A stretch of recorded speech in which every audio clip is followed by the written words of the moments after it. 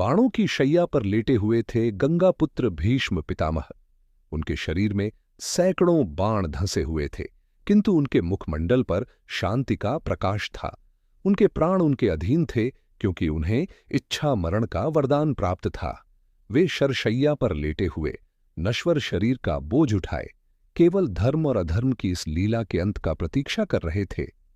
दिन में पांडव, कौरव, आशिमुनि और स्वयं भगवान श्री कृष्ण उनसे मिलने आते, धर्म की बातें पूछते और उनके उपदेश सुनते। लेकिन उस रात जब पूरा शिविर निद्रा में डूबा हुआ था, अचानक किसी के कदमों की आहट सुनाई दी। भीष्म ने अपनी थकी हुई आंखें खोलीं। अंधकार के बीच धीमे धीमे कदमों से कोई समीप आ रहा था। कौन है वहां? उनकी गूंजती हुई आवाज रात के सन्नाटे को चीर गई। एक क्षण मौन रहा, फिर झुकी हुई आवाज आई, प्रणाम पितामह। भीष्म ने ध्यान से देखा। वह कोई और नहीं, शिखंडी था। भीष्म के होंठों पर हल्की मुस्कान तैर गई। तो आ ही गए, अंबा। शिखंडी सिहर उठा। उसका चेहरा क्रोध और पीड़ा से कांप रहा था। हां पितामह, आपने पहचान ही लिया। मैं वही अंबा हूं, जिसने आपके कारण 2 जन्मों का संताप भोगा, जिसने अपने स्त्रीत्व को खो दिया, जिसने अग्नि में जलकर प्रतिज्ञा की थी कि मैं आपके जीवन का अंत करूंगा। आज मैं शिखंडी हूं, परंतु भीतर वही अंबा धधक रही है। भीष्म ने आंखें मूंद ली। हां पुत्री, या कहूं पुत्र, मैं तुम्हें भली भांति पहचानता हूं। युद्धभूमि में जब तुम मेरे सामने आए, उसी क्षण जान गया था कि यह अंबा का प्रतिशोध है। मैं चाहूं भी तो तुम पर बाण कैसे चला सकता था? तुम्हारे सामने मेरा धनुष स्वयं ही शिथिल हो गया। शिखंडी का स्वर तीखा हो उठा। परंतु पितामह, आप क्यों भूल जाते हैं कि यह सब क्यों हुआ? क्या आपने ही उस दिन मेरे जीवन का अपहरण नहीं किया था? क्या आपने ही एक कन्या की इच्छा को पैरों तले नहीं रौंदा था? आपकी प्रतिज्ञा, आपका व्रत, सब मेरे जीवन की राख पर खड़ा है। जब मैंने आपसे विवाह की प्रार्थना की, तब आपका तथाकथित धर्म कहां चला गया था? तब क्यों आपकी प्रतिज्ञा एक निर्दोष कन्या पर भारी पड़ गई? आज आप धर्म का उपदेश दे रहे हैं, परंतु आपने स्वयं मुझे अधर्म की ज्वाला में झोंक दिया। शिखंडी की बातें बाणों की तरह भीष्म के हृदय को भेद रही थीं। कुछ क्षण मौन छाया रहा। फिर भीष्म की आंखों से आंसू बह निकले। सच कहती हो अंबा, तुम्हारे जीवन में जो हुआ उसका अपराधी कोई और नहीं, मैं ही हूं। मैंने प्रतिज्ञा के बंधन को इतना कठोर बना लिया कि उसमें किसी और की पीड़ा, किसी और की आशा के लिए कोई स्थान न बचा। तुम्हारी आंखों में मैंने आंसू देखे, पर मेरी प्रतिज्ञा ने मुझे अंधा कर दिया। आज मैं स्वीकार करता हूं, तुम्हारा जीवन मैंने ही नष्ट किया। शिखंडी का स्वर कांपने लगा, पर अब भी क्रोध था। तो क्या यही धर्म है पितामह? अपनी प्रतिज्ञा के नाम पर एक स्त्री का सर्वनाश? आपने मुझे शाल से भी छीना, स्वयं भी ठुकराया और अपमान का बोझ देकर संसार में अकेला छोड़ दिया। मैंने तप किया, मैंने देवताओं से प्रार्थना की और अंततः युद्ध भूमि में आपके अंत का साधन बना। पितामह, यदि आज आप अपने अपराध को स्वीकार भी कर लें, तो क्या मेरा जीवन लौट सकता है? भीष्म ने गहरी सांस ली। नहीं पुत्री, तुम्हारा जीवन तो लौट नहीं सकता, परंतु तुम्हारा प्रतिशोध पूर्ण हो चुका है। मैं अब मुक्त हूं और तुम भी अपने हृदय का विष बाहर निकाल दो। तुम्हारा आक्रोश उचित था, परंतु जान लो, आज जो भी उपदेश मैं दे रहा हूं, वह मेरे अपराधों से उपजा हुआ प्रायश्चित है। मैंने जो अन्याय किया, उसका बोझ मैं साथ नहीं ले जाना चाहता। तुम्हें देखकर मुझे स्मरण हो आया कि धर्म केवल प्रतिज्ञा में नहीं, करुणा और न्याय में भी होता है। शिखंडी के नेत्र भर आए। उसका स्वर अब कठोर न रहकर कांपता हुआ था। पितामह, मैंने जीवन भर केवल क्रोध और बदला ही देखा।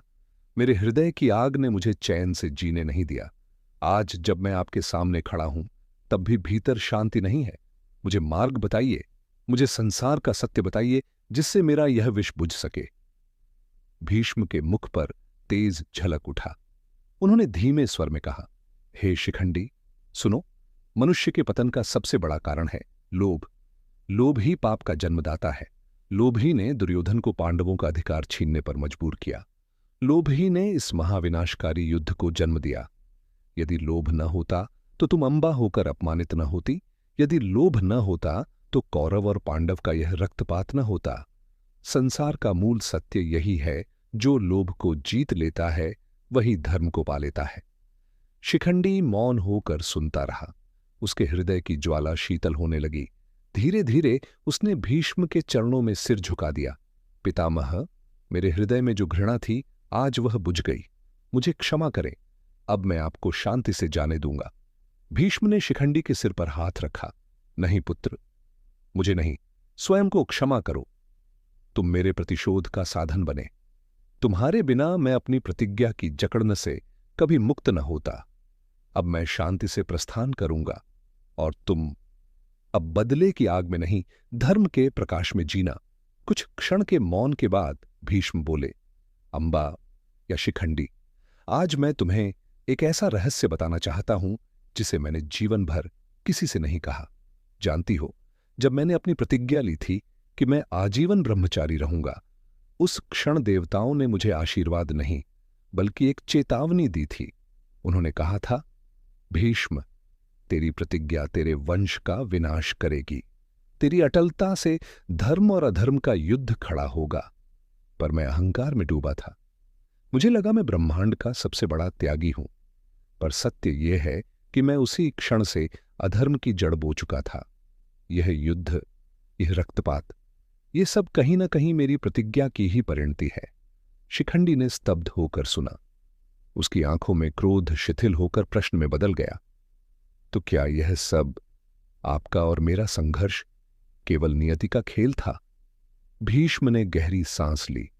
हां, यह सब पहले से लिखा हुआ था, परंतु नियति भी कभी कभी मनुष्य को विकल्प देती है। काश उस दिन मैं तुम्हारे आंसू देखकर अपनी प्रतिज्ञा तोड़ देता, तो शायद यह युद्ध न होता, परंतु अटलता में मैंने अपने धर्म को भी खो दिया। अब शिखंडी की बारी थी। उसने आगे बढ़कर कहा, पितामह, अब आप एक और रहस्य सुनिए जिसे मैंने आज तक किसी से नहीं कहा। जब अंबा ने अग्नि में प्रवेश करने से पूर्व तप किया था, तब माता कात्यायनी मेरे सामने प्रकट हुई थीं। उन्होंने कहा था, पुत्री, तेरा प्रतिशोध तुझसे भी बड़ा है।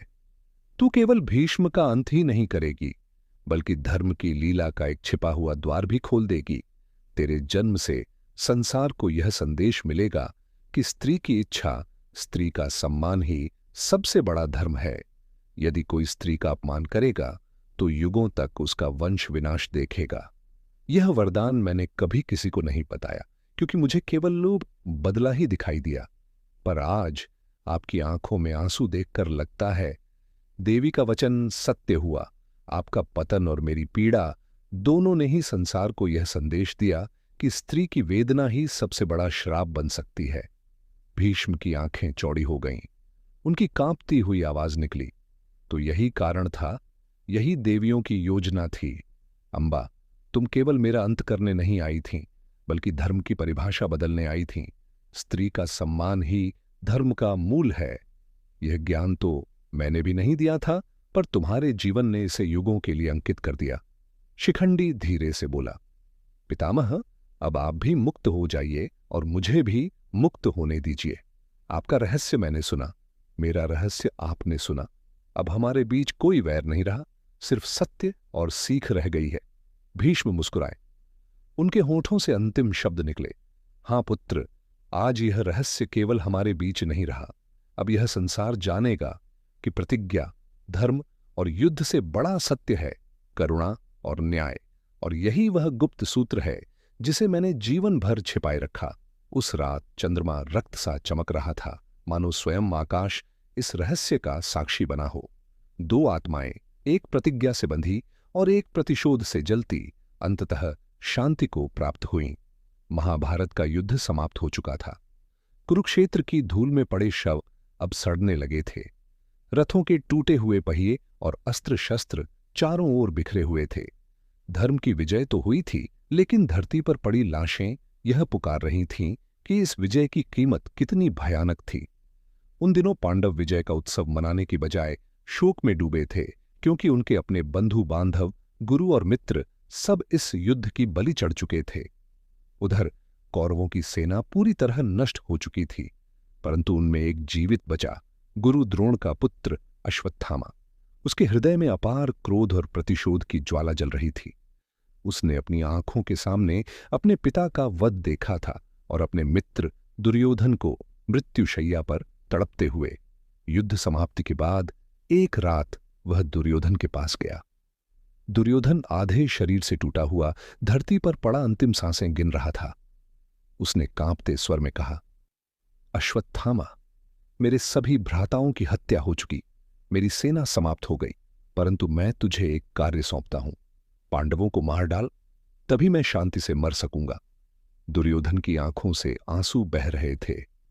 अश्वत्थामा ने उसकी कसम खाई, मित्र, मैं तुझे आश्वस्त करता हूं, आज की रात ही पांडवों का अंत होगा। वह प्रतिज्ञा लेकर निकल पड़ा। रात्रि का समय था। पांडव युद्ध से थके हुए अपने शिविर में गहरी नींद सो रहे थे। लेकिन भाग्य का खेल देखिए, वे पांचों पांडव अलग तंबू में थे और उसी समय उनके 5 पुत्र, जिन्हें उपपांडव कहा जाता था, सामने वाले शिविर में सो रहे थे। अश्वत्थामा ने चुपचाप उस शिविर को घेर लिया। उसके साथ कृपाचार्य और कृतवर्मा भी थे। अंदर जाते हुए अश्वत्थामा ने मन ही मन भगवान शिव का ध्यान किया और उनसे शक्ति मांगी। कहते हैं कि शिव ने उसे अपने तेज का अंश प्रदान किया।